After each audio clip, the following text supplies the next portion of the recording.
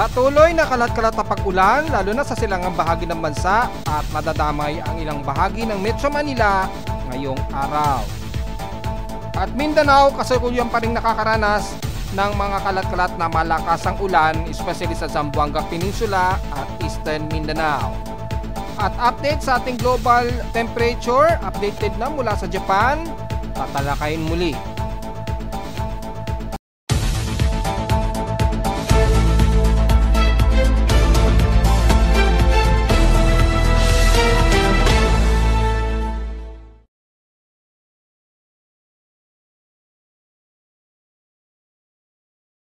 Hello, good morning mga folks. Welcome po muli sa ating Daily Weather Bulletin at Analysis para sa araw ng Miyerkules, February 19, 2025. Ang oras nating Boss Frank may maga ay alas 10:28 na ng umaga.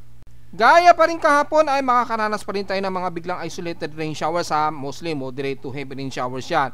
At gaya nating paliwanag ng karaang araw ay nararamdaman na natin na nagdadalas na ang mga pagkulog at pagkidlat. Dahil nga po sa napaliwanag ko na yan ng mga nakaraang linggo na kapag nagkakaroon na tayo ng transitioning ay mararamdaman na natin yung ganyang weather systems, especially sa hapon na magkakaroon ng biglaang localized thunderstorms at biglang bumubuhos ang ulan, especially dito sa Metro Manila dahil nagpapalit na nga po ang ating klima at simula na nga po mula kahapon yung transition ng ating amihan na unti-unti nang mawawala yan at papasok na ang tag-init o yung ating hot dry season na, lalo na sa susunod na buwan na.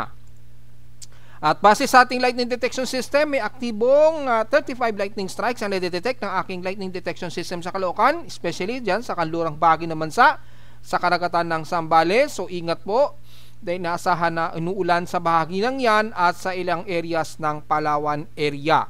Wala masyado sa silangan pero expected anytime pa rin ngayong maghapon ay magkakaroon pa rin ng mga kalat-kalat na mga pagkulog at pagkitlat niyan. At as usual, yung biglaang magiging sudden isolated rain showers.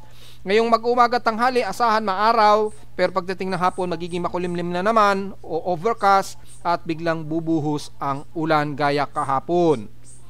Sa ating current conditions, overcast po, gloomy haze at few clouds ang umiiral sa amin sa Caloocan. Sa ngayon, maaraw, pero overcast ang makikita natin sa paligid. Ayan.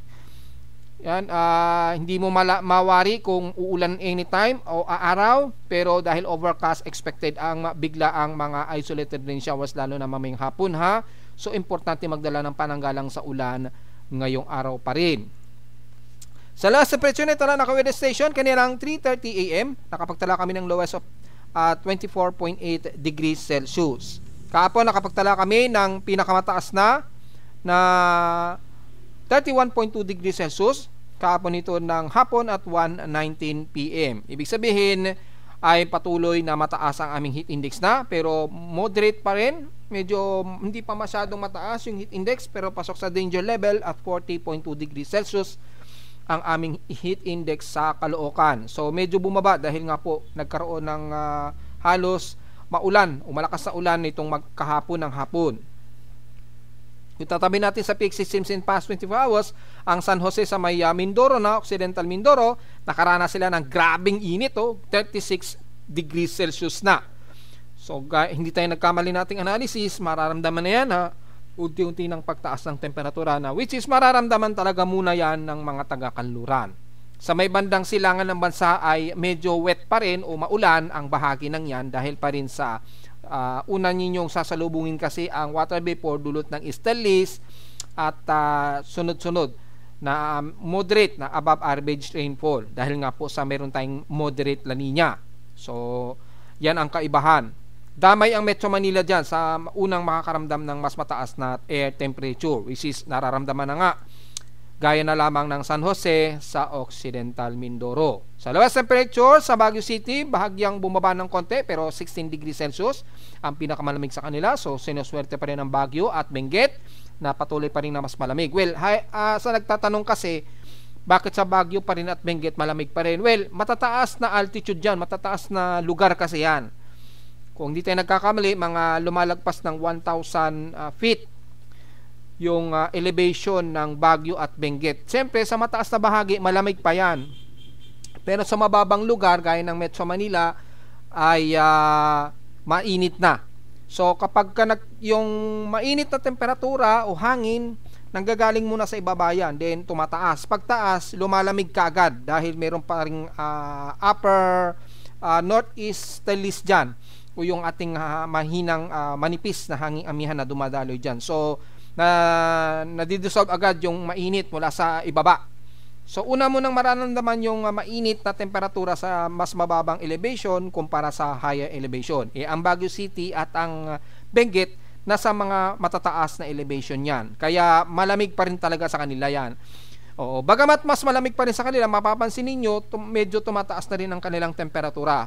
Noong December, mapapansin nyo, tsaka nung unang mga linggo ng January, umaabot sa 15 to 14 degrees Celsius yung lowest temperature sa Baguio City kasi talagang mas malamig pa yung mga lugar na yan. So pagdating naman sa inulan, ang Kasiguran Aurora ang nakaranas ng malakas na pag-ulan, umabot sa 147 mm ang total rainfall sa Kasiguran Aurora, which is na-report natin yan kahapon. Expected nga, area na yan sa silangan ng Nodo Luzon ay makakaranas pa rin sila ng malawakang ulan dahil nga po sa boundary ng shear line kasabay pa ng malakas na dumadaloy na easterlies natin. Dadalas na yan. Expected na yan mga folks, at dito sa amin sa Caloocan ganun din nakaranas na kami ng malakas-lakas na ng pag-ulan. Nakaranas kami ng 24.6 mm na total rainfall. So nakaka 57 mm na kami in past 7 days, at sa buong buwan ng February naka total of 111.6 millimeters total rainfall na kami. So nahigitan na namin yung February average. Pinakamataas na to sa nakalipas na 6 na taon. Sa ating February average total rainfall na supposed to be 17.2 millimeters lamang ang February average rainfall dapat namin. So nahigitan niya, ibig sabihin tumaas yung average rainfall natin dito sa Metro Manila kung susumahin sa nakalipas na 6 na taon, dahil ngayon lamang kami nakaranas na ng mas mataas na average rainfall mula sa 17.2 mm lang dapat. Dahil nagkaroon tayo ng moderate La Nina, so nagkaroon ng mataas na water vapor dahil yung ating sea surface temperature nga po tumaas na siya sa halos negative 0.76 degrees Celsius. So mas mainit yung karagatan dyan sa may bandang Mid-Pacific.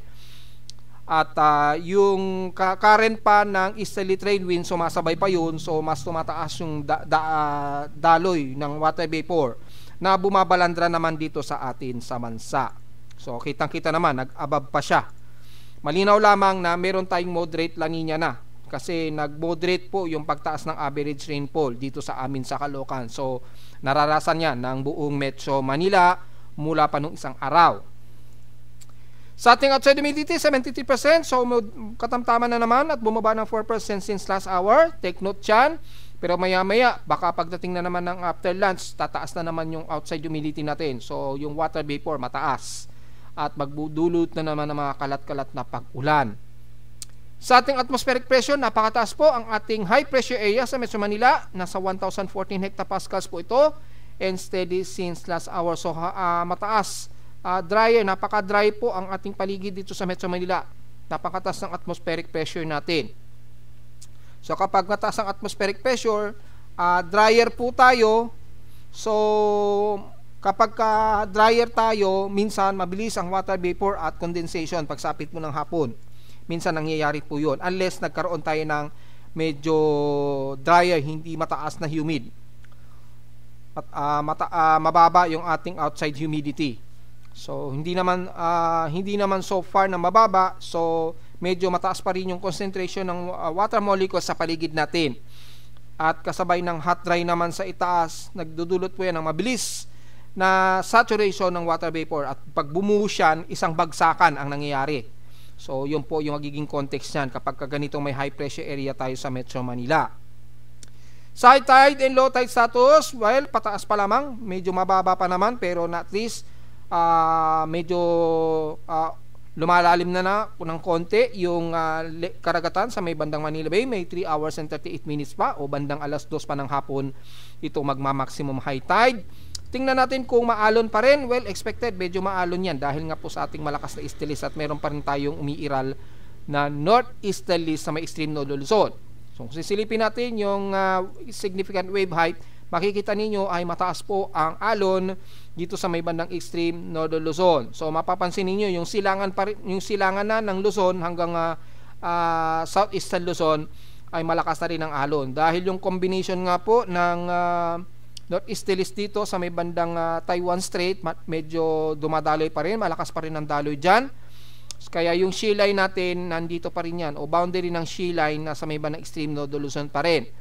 Pero yung easterlies, nagba-boundary na siya at lumalakas na po yung flow ng easterly trade wind natin dito. So, parehong mataas ang alon sa buong bahagi ng extreme North Luzon hanggang southeastern Luzon. At dahil po dyan ay magiging mataas po ang pag-alon natin ngayong araw pa rin hanggang sa susunod na 48 oras po. So delikado po pumalaot ang ating maliliit na sasakyang pandagat sa buong bahagi na yan ng Northern Luzon at silangang bahagi ng Luzon hanggang dyan sa Eastern Visayas at Mindanao. Maabot po na hanggang 2.5 meters ang taas ng alon. So delikado. Siguro yung mga medium sea crabs kaya pang mag-handle to, pero kung maaari imiwas na lamang po. Hindi ka sa may bandang kanluran ng Visayas, mukhang kalmado naman ang karagatan, hindi umaabot yung malakas na alon, kaya pwedeng pong pumalaot dyan. Maliban na lamang sa may bandang Eastern Pacific natin o sa may karagatang Pasipiko natin, medyo malakas po ang alon kasabay ng mataas na gale warning. Yung gale force winds medyo mabugso dyan, so ingat na lamang. At bukod sa malakas ang gale wind, medyo warmer din ang hangin na tumatama dyan dahil nga po sa medyo mainit ang ating sea surface temperature dyan, dulot ng malakas na easterly trade wind. So expected po ang maulan lalo na sa silangang bahagi ng bansa kasabay ng malakas na hangin at pag-alon mga folks. So nakataas ngayon ang thunderstorm watch natin sa NCR na naman. So within 12 hours yan, well matik na yan, be ready na lamang sa inyong mga payong. Mula Metro Manila yan, Bulacan, Rizal, Laguna hanggang Cavite yan. According dito sa data feed mula sa pinaka-data center ni Pag-asa, naka-real-time na naka-data feed sa atin para mas latest lagi na nare-receive natin yung ulat.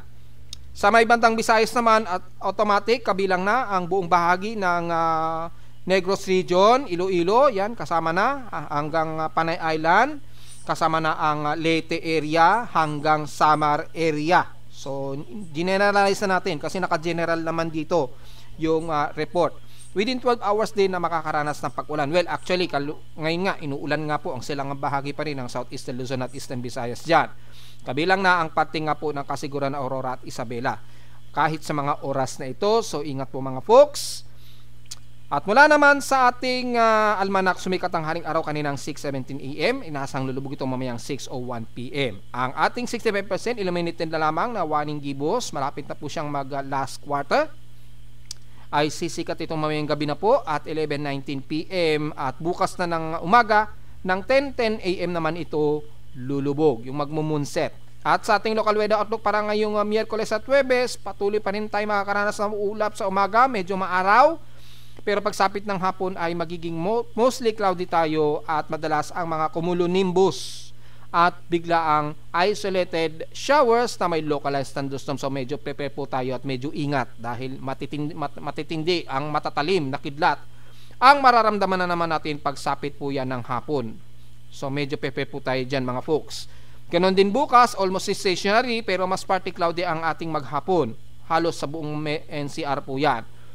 Tsansa ng pag-ulan bukas, naglalaro 20 to 23% ang tsansa. Ngayong araw ay isolated rain showers lamang ang naka-forecast. Wala siyang percentage. So, ibig sabihin yan, pwedeng hindi umulan sa atin dito sa Metro Manila, lalo na dito sa amin sa Caloocan, or maaring magkaroon ng isolated rain showers dahil mataas po ang pagiging gloomy natin na overcast po. Kaya sa lowest temperature expected, maglalaro 30 to 31 degrees Celsius. And lowest temperature expected ay 24 to 25 degrees Celsius. So, diretso agad tayo sa ating ginagamit na satellite imagery. Makikita po ang boundary period ng shear line o manipis na shear line dito sa bahagi ng extreme Northern Luzon. So, expected ang maulan sa bahagi pa rin yan ng Isabela or Kasiguran, Aurora. So, be ready na lamang sa inyong mga payong dyan just in case. Magiging isolated po yan at mga ilang kalat-kalat pag ulan na may pagkilat at pagkulog. Lalo na po dito, although hindi naman nakikitaan na mataas na potential na heavy rain potential ang bahagi ni ng extreme ng Luzon, pero asahan ang mga light to sa moderate rain showers ang iiral. Dahil kung titingnan natin sa pinaka-rainbow ay mga ilang light to moderate showers ang nakikitaan natin dito sa may bandang extreme Northern Luzon. Maaraw pa rin at mas klaro ang parte ng kanluran ng Northern Luzon, especially ng buong Ilocos Norte, Ilocos Sur, and the rest ng Pangasinan, Zambales at Central Luzon. Pero may mga ilang part nito mostly cloudy ang iiral, lalo na sa may bandang Bolinao. So expected ang mga isolated at mga kalat-kalat na pag-ulan na may ilang pagkidlat at pagkulog. Dahil yung ilang near equatorial trough dito sa may bandang Palawan ay medyo umaabot din sa may bandang kaluran ng Zambales.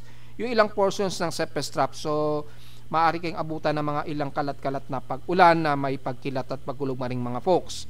Kasama na ang buong bahagi ng Cordillera Administrative Region, ilang bahagi ng Ifugao, ayan, hanggang Panlang Tarlac, Central Luzon, ayan.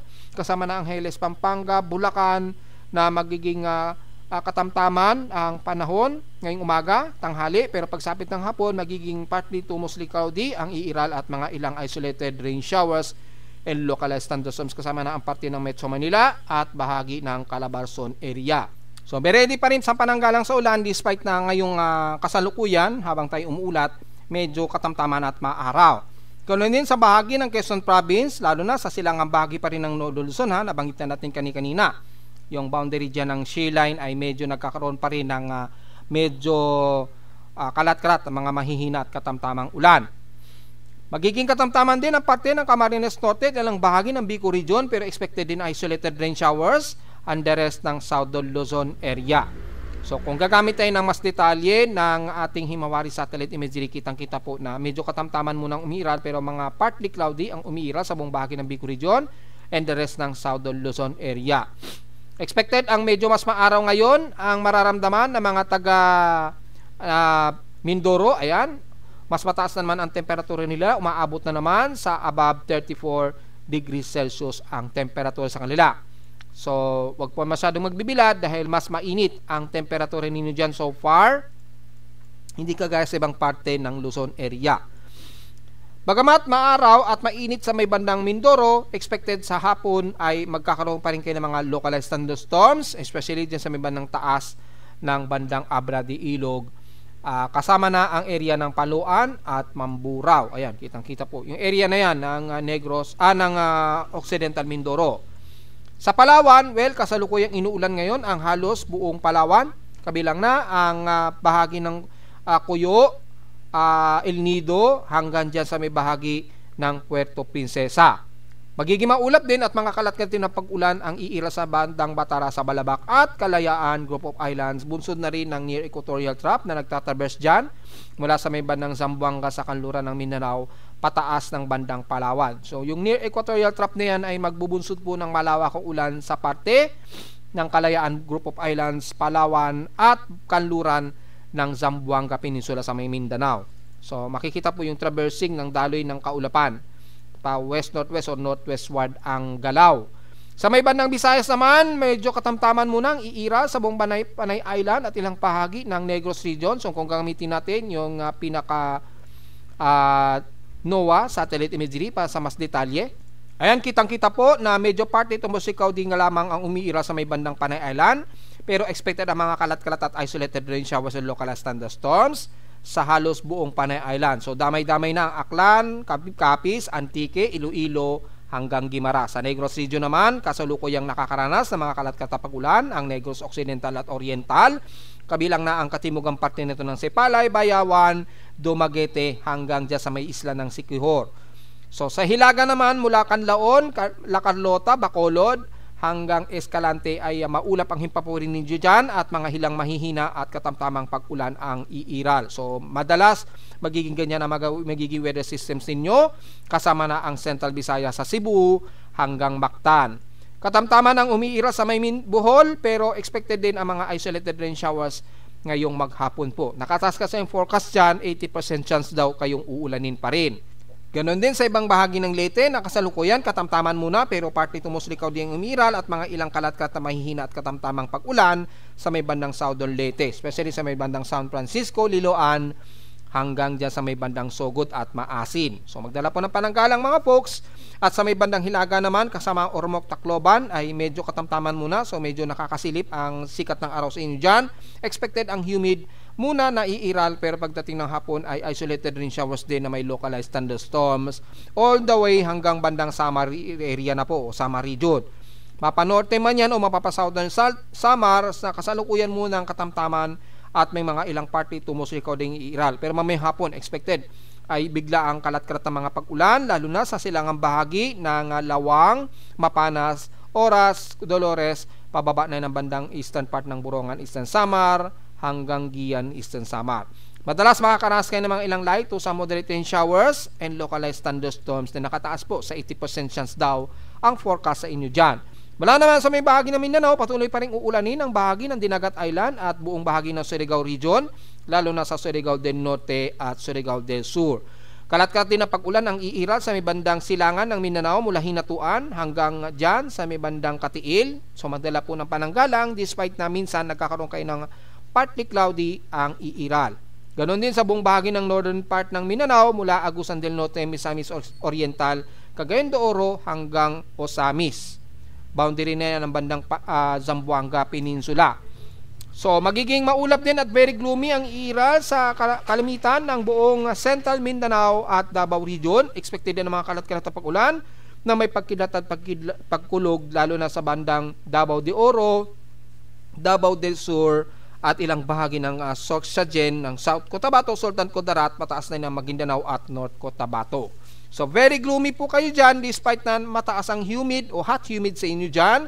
Be prepared sa mga pananggalang sa ulan lalo na sa may bandang silangan ng Mindanao na ating binanggit na makakaranas kayo ng mga ilang moderate to heavy rain showers. And lastly, sa may bandang Zamboanga Peninsula, moderate to heavy rain showers ang kasalukuyang nararamdaman ng mga taga Zamboanga Sibugay at sa dulo ng kaluran ng Zamboanga del Norte at hanggang Zamboanga City. Damay na ang Basilan at Hulusulun na nakakaranas ng moderate and heavy rain showers. Ingat sa flash floods at mga biglaang kuwag naman sana mangyari mga biglaang pagguho ng lupa. Be prepared na lamang mga folks anytime. So since inalis na sa aking computer generated tropical cyclone sector itong C93W, gaya na ating sinabi nga po kahapon, under dissipation state na kasi yan. Lalo na dyan na sa may bandang Singapore area. Wala, hindi nakakayanin yan mag-sustain. At since normal na po yung paligid natin at wala tayong binabantayan na anumang i-invest o anumang low pressure area, maliban lamang sa near equatorial trough, ayan. Wala naman tayong ITCC, malayo naman yung ITCC na sa may bandang southeast ng Guam. Hindi naman umaabot sa Pilipinas. Mostly near equatorial trough lamang ang nagtatraverse dito sa may bandang katimugan ng bansa. So wala tayong ITCC, near equatorial trough lamang na nagpapaulan sa bansa. So diretso agad tayo sa ating tropical cyclone o global assessment monitoring. Baka sakaling mayroong susunod na anumang invest o possible na tropical wave. Well, mula sa mga computer models, mananatili lamang tayong magkakaroon lamang ng mga near equatorial trough dito at yung ating isdelis na magbubunsod ng mga maulan sa silangang bahagi pa rin ng bansa. Kitang-kita, hindi na po ramdam ang malakas na daloy ng amihan. Ayan. Ibig sabihin, nagmumonsoon break na talaga siya. So ngayon, sa real time na lamang natin nakikita na medyo mayroon pa ring manipis na northeasterly sa may bandang Taiwan. Kaya medyo nagtatraverse pa rin dito yung ilang hanging amihan sa dulo ng extreme north Luzon. Kaya medyo maginaw pa rin dyan sa may bandang Batanes Group of Island. At nagbubunsod ng pamumuo pa rin ng broad shear line dyan. Pero hindi na natin ramdam yan sa nalalabi ng bandang Central Luzon kasama na ang Metro Manila at Central Luzon na. Kasi nagpapalit na nga po ang klima. So sa mga computer models, patuloy pa rin tayo iiral ang mga kalat-kalat na pag-ulan at mga localized thunderstorms. Bunsod nga po ng easterly trade wind na nga po na mas mainit na ang temperatura. Mula sa ating mga global spectral models, ganun din ang pinapakita. So medyo may daloy pa rin ng northeasterlies dito sa may extreme north Luzon. Pero yung daloy ng easterlies dito naman ay mas tuloy-tuloy na po yan. Nitong katapusan na yan, tuloy-tuloy na yan. At mula sa ating mean sea level pressure, wala naman tayong namamataan na kasunod pa rin din mataas po ang atmospheric pressure natin sa buong bahagi ng Luzon area. So malabo. At wala rin tayong nakikitaan dito na anumang tropical wave. So wala tayong magiging komento maging sa ating West Pacific Basin. So very basic po at wala tayong anumang namamataang sama ng panahon ha. So typically, ang nakikita nating weather systems dito ni equatorial trough at easterlies. Yung shear line, wala na masyado yan. Diyan na lamang yan sa dulo ng bahagi ng extreme north Luzon na mga dulo ng Cagayan Valley na lamang nila mararamdaman yan. Yung mga light drizzle rains na yan, bunsod ng shear line. Pero manipis na kasi siya, hindi na gaano ramdam yan sa extreme north Luzon. Unti-unti na lamang natin mararamdaman dahan-dahan ang mas mainit o maalinsangang panahon na. Kaya nagre-report na tayo sa ating Facebook page ng highest temperature at mga pag-ulan. Inalis na natin yung ating lowest temperature kasi maglalaro na yan sa 30 degrees Celsius pataas na ang magiging temperatura natin. At sa ibang parte nga po ng bansa, lalo na sa kanluran, nakakaranas na sila ng 36 degrees Celsius na highest air temperature. Example na lamang ang Occidental Mindoro. At update tayo sa ating latest na global temperature sa buong mundo. Makikita natin nag-update na po ang Japan Meteorological Agency, yung Japan Center for Climate. Makikita natin yung global temperature natin ay sa Asia, kung mapansin natin, ay mas mataas na rin. Katulad na lamang din sa may bandang Atlantic report nila. Ayun, yung January is negative 1.5 degrees Celsius, pinakamataas yan since 4 na dekada. Ganon din dito, 0.68 degrees Celsius. So, yung above average rainfall, above average temperature natin ay tuloy-tuloy pa rin na mas nadagdagan pa rin ng above 0.68 degrees Celsius. So, bad news ito dahil kapag kaganyan at magtuloy-tuloy na naman na mataas yan, ay sa loob ng 6 na taon na lamang ay magkakaroon tayo ng krisis sa klima.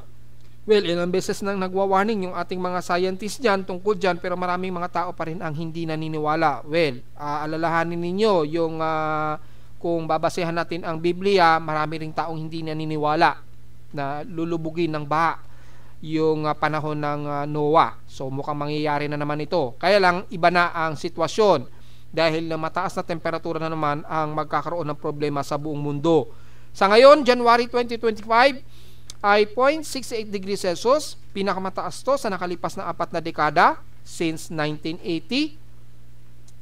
Ay makikita po ay naungusan pa niya yung last year na 0.65 degrees Celsius, na dagdagan ng 0.02 degrees Celsius. So mas mataas pa rin siya kumpara nung nakaraang taon. Hindi po ito magandang balita kapag kaganyan na tuloy-tuloy pa rin ang pagtaas ng ating global temperature. So, ibig sabihin lamang nito mga folks, kapag katuloy-tuloy ang pagtaas, maaring mahigitan pa nito yung last year na temperatura na 1.54 degrees Celsius expected yan kapag katuloy-tuloy ang pagtaas. At nahigitan na natin yung 1.5 degrees Celsius warning limit ng Paris Agreement. Delikado na po yan. At may tinatawag tayong parang atomic time yata. Halos magto 12 o'clock na raw yung magiging doom sa buong mundo. Hindi ko alam, hindi ko maintindihan yung ibig sabihin nun. Yung catastrophe daw sa buong mundo, halos magto 12 o'clock na raw. Well, i-search na lamang ninyo sa Google kung anong pinakaibig sabihin nun. Pero yun yung naririnig kong balita after manumpa daw si Trump, tumaas na raw lalo yung pinaka-catastrophe warning natin sa buong mundo. Hindi ko alam kung anong magiging catastrophe nito. Klima ba? Magkakaroon ba ng kaguluhan? Hindi ko alam.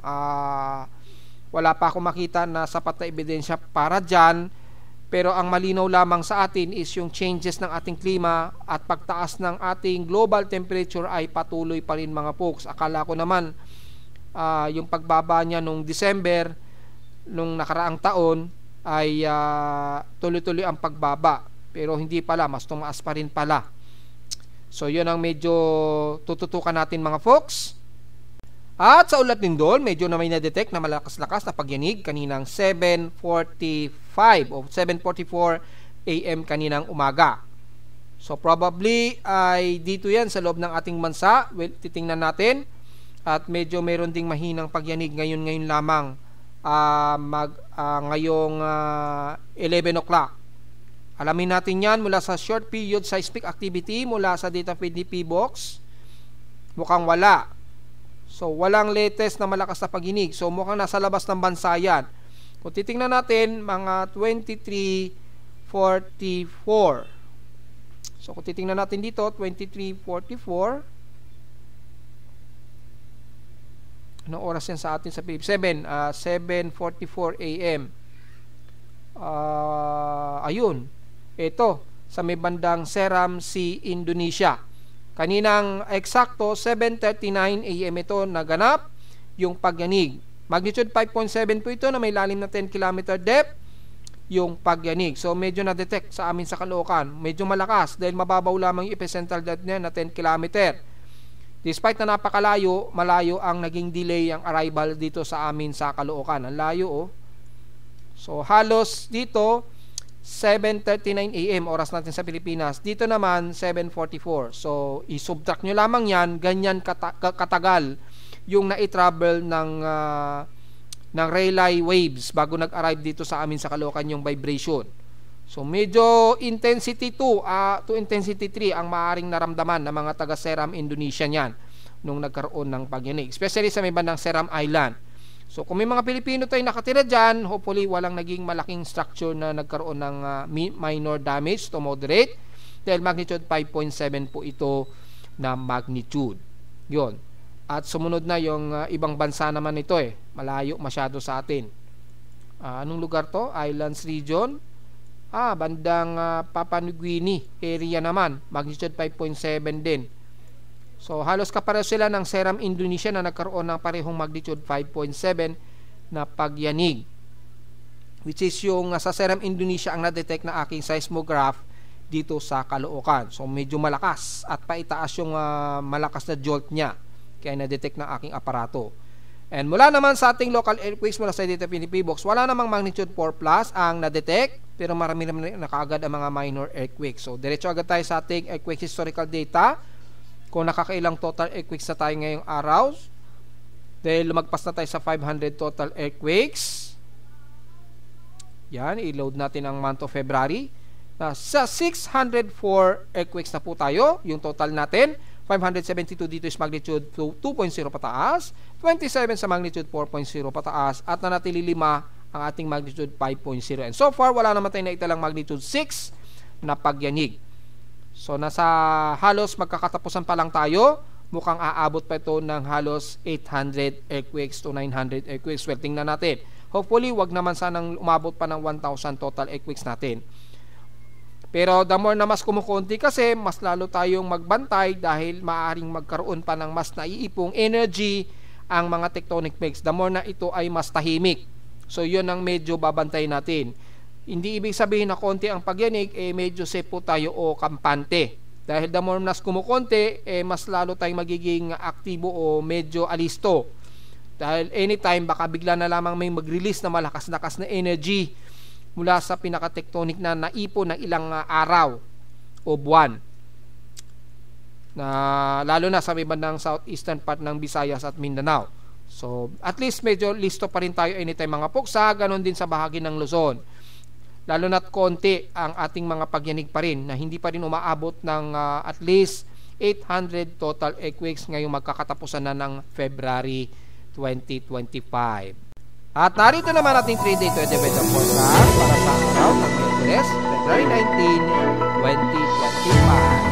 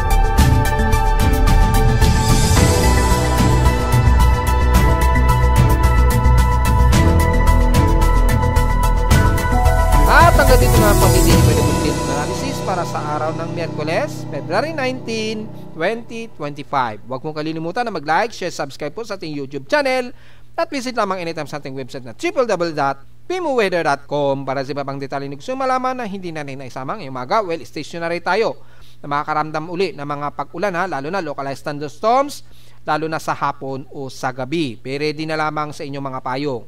At visit lamang sa ating website sa gusto malaman pa rin ang pinaka-real-time events mula sa reading mismo ng aking aparato sa Caloocan, lalo na't dumadalas na ang maramihang mga localized thunderstorms sa aking lightning detection system. Importante po yan. At para sa mga ibang data feeds mula sa iba't ibang weather agencies. Maraming salamat po mga folks at magandang araw po sa ating lahat.